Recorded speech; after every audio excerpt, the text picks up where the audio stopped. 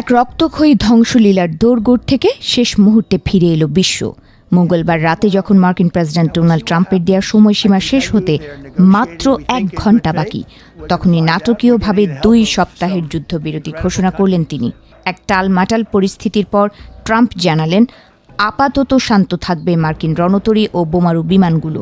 তবে এই শান্তির স্থায়িত্ব নির্ভর করছে তেহরানের পক্ষ থেকে হরমুজ প্রণালী পূর্ণাঙ্গভাবে খুলে দেওয়ার ওপর। 28 ফেব্রুয়ারি মধ্যপ্রাচ্যের যুদ্ধ শুরু হওয়ার পর থেকেই ট্রাম্পের একের পর এক সময়সীমা পরিবর্তন এবং আক্রমণাত্মক টুইট বিশ্বজুড়ে আতঙ্কের আবহ তৈরি করেছিল। তেহরানের ওপর ইসরায়েল ও আমেরিকার যৌথ হামলার পর থেকেই ট্রাম্প হুমকি দিচ্ছিলেন, ইরান যদি নতি স্বীকার না করে তবে তাদের মানচিত্র থেকে মুছে ফেলা হবে। ট্রাম্পের ভাষায় এটি ছিল একটি সভ্যতার মৃত্যু ঘণ্টা, যা মঙ্গলবার রাতেই বাজার কথা ছিল। ট্রাম্পের এই হুমকির শুরু হয়েছিল গত 21 মার্চ। সে সময় তিনি ইরানকে মাত্র 48 ঘন্টার সময় বেঁধে দিয়েছিলেন।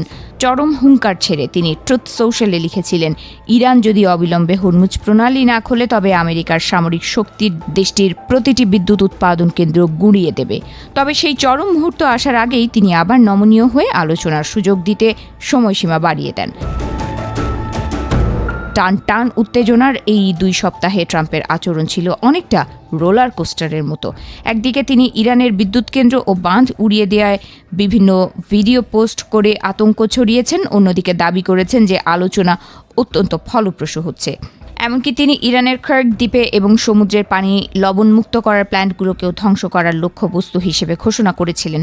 এদিকে গত 4 এপ্রিল ট্রাম্পের সুর আরও করা হয়। তিনি বলেন, মাত্র 48 ঘণ্টা, তারপর ইরানের ওপর নারকীয় আযাব নেমে আসবে।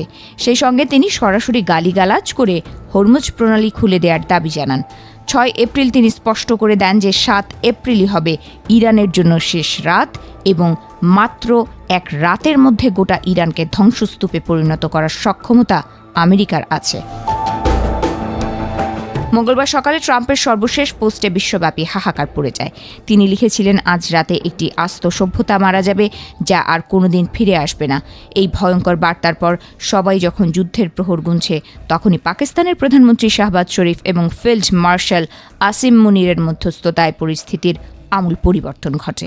তাদের অনুরোধে ট্রাম্প 2 সপ্তাহের জন্য আক্রমণ স্থগিত রাখতে রাজি হন। ট্রাম্প জানিয়েছেন, ইরান ইতোমধ্যে একটি 10 দফার প্রস্তাব দিয়েছে যা আলোচনার জন্য উপযুক্ত। তার দাবি, মার্কিন সামরিক লক্ষ্যমাত্রাগুলো ইতোমধ্যেই অর্জিত হয়েছে এবং এখন একটি দীর্ঘমেয়াদী শান্তির চুক্তির পথে এগোচ্ছে 2 দেশ। তবে এই যুদ্ধবিরতির নেপথ্যে ইরানের শাসন ব্যবস্থার পরিবর্তনের ইঙ্গিতও দিয়েছেন তিনি, যা নিয়ে আন্তর্জাতিক মহলে শুরু হয়েছে নতুন গুঞ্জন। আপাতত ধ্বংসের মুখ থেকে ইরান রক্ষা পেলেও 2 সপ্তাহের এই সময়সীমা আদতে ঝড়ের আগের নিস্তব্ধতা কিনা তা নিয়ে সন্দেহান বিশ্লেষকরা। ট্রাম্পের এই খামখেয়ালি কূটনীতি এবং চরম হুমকির রাজনীতি মধ্যপ্রাচ্যকে এক অনিশ্চিত ভবিষ্যতের দিকে ঠেলে দিচ্ছে। আগামী 14 দিন তেহরান ও ওয়াশিংটনের মধ্যকার এই দাবার চালে কার জয় হয়, সেদিকেই তাকিয়ে আছে সারা বিশ্ব।